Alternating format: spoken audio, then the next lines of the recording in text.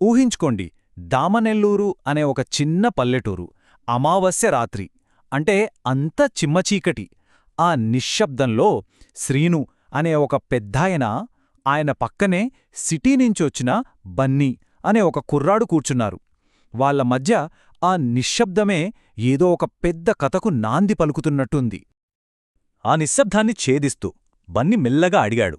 ఆ ఒక్క ప్రశ్నే చాలు, ఆ ఊరి గాలిలో, మట్టిలో కలిసిపోయిన ఒక పాత కథకు మళ్లీ ప్రాణం పోయడానికే. శ్రీను పెదాల మీద ఒక చిన్న నవ్వు, కథ చెప్పడానికి సిద్ధమయ్యాడు. సరే, ఈ కథ ఎక్కడ మొదలైందంటే ఇక్కడ కాదు, ఏకంగా స్వర్గలోకంలో. అక్కడ ఆదికరుణుడు అని ఒక దేవుడుండేవాడు. పేర్లోనే ఉంది కదా, కరుణే ఆయన స్వరూపం. ఆయన ఉనికికే ఆధారం కరుణ అన్మాట.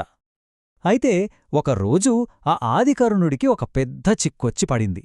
ఒక పక్క దైవధర్మం, అంటే ఎవరి జీవితమెలా జరగాలో రాసిపెట్టుంటే అలానే జరగాలి. మరోపక్క చనిపోతున్న తన చెల్లి కోసం ఒక పసివాడు చేస్తున్న ఆర్తనాదం. ఇప్పుడు చెప్పండి, దేవుడు ధర్మాన్ని పట్టును వేలాడాలా, లేక కరుణతో ఆ చిన్నారి ప్రాణాన్ని కాపాడాలా? దేవసభలో తీర్పిచ్చేశారు. ఆయన ధర్మాన్ని కాదని కరుణవైపు నిలబడ్డాడు కదా, దానికి శిక్ష తప్పదు అన్నారు. ఏంటా శిక్ష అంటే, భూమిమీద ఒక సాధారణ మనిషిగా పుట్టాలి. అంతేకాదు, ప్రేమ, బాధ, సేవ ఈ 3 చీకటి అనుభవాల గుండా ప్రయాణించాలి. అదన్నమాట సంగతి. అలా ఆ దేవుడు భూమిమీదకొచ్చాడు, ఒక మనిషిగా అవతరించాడు. ఆయన పేరు అర్జున్. తన దైవత్వం అంతా లోపల ఎక్కడో నిద్రపోతోంది. ఇక్కడి నుంచి కథ పూర్తిగా మారిపోతోంది. దేవుడి కథ కాస్త ఒక మనిషి ప్రయాణంగా మారింది. అర్జున్ కథ ఒక మట్టి గుడిసెలో ఒక అనాథగా మొదలయ్యింది. అంటే పుట్టుకతోనే కష్టాలు మొదలయ్యాయి. అర్జున్ జీవితం అస్సలు తేలికేంది కాదు. ఆకలేమో ఎప్పుడూ తోడుండేది. రాత్రుళ్ళు బజారుల్లో గిన్నెలు కడిగి పొట్ట నింపుకునేవాడు. అలాంటి జీవితంలోకి మేఘన అనే అమ్మాయి ప్రేమ రూపంలో వచ్చింది. కాని తన పేదరికం ఆ ప్రేమకు అడ్డొస్తుందేమోనని భయపడి తనే ఆ ప్రేమను వదులుకున్నాడు. కాని ఆ బాధ అతన్ని పడేయలేదు. నిజానికి ఒక గొప్ప పాఠం నేర్పింది. ప్రేమంటే కేవలం మనకోసం దక్కించుకోవడం కాదు, అవతలివాళ్ల మంచికోసం అర్థం చేసుకోవడం అని తెలుసుకున్నాడు. ఈ ఒక్క ఆలోచన అతని జీవితాన్నే మార్చేసింది.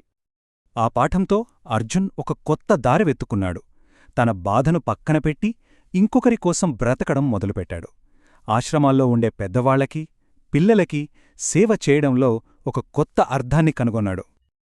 అలా సేవ చేసుకుంటున్న టైంలోనే ఒకరోజు ఆశ్రమంలోని ఒక అందబాలుడన్న మాటలు, అవి మాటలు కాదండోయ్, అర్జున్ జీవితాన్ని మలుపు తిప్పిన అక్షరాలు.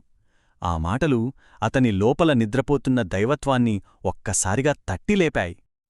ఆ క్షణం అన్నీ గుర్తొచ్చేశాయి, ఫ్లాష్ బ్యాక్లాగా. తాను ఎవరో, ఎందుకిలా పుట్టాడో అంతా తెలిసిపోయింది. అప్పుడర్థమైంది, దేవుడు విధించిన ఈ శిక్ష నిజానికి శిక్ష కాదు, ఒక వరమని. తన కరుణే ఇప్పుడు సేవ రూపంలో తనకు విముక్తిని చూపిస్తోందని గ్రహించాడు. సో తన చివరి రోజుల్లో అర్జున్ ఒక పీఠం కట్టాడు. దానిమీద ఒక సింపుల్ సూత్రం రాశాడు.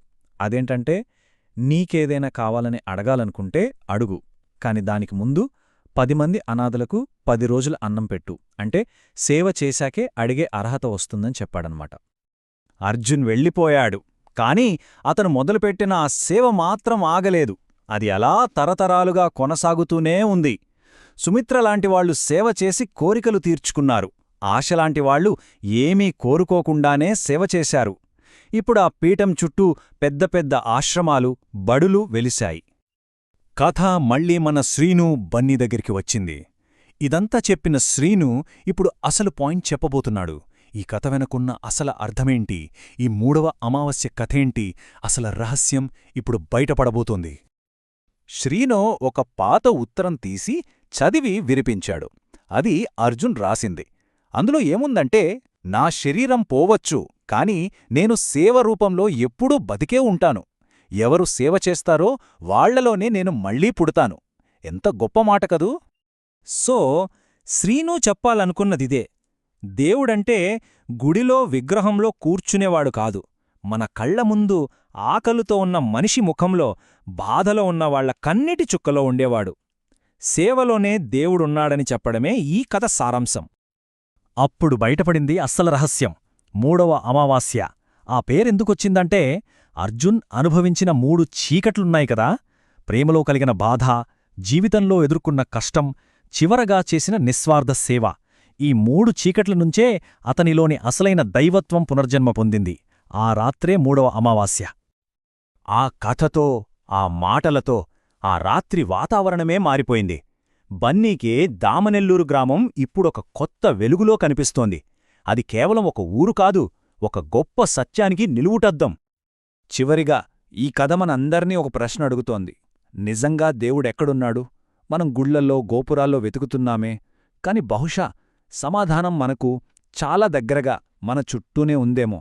ఒకసారి ఆలోచించండి.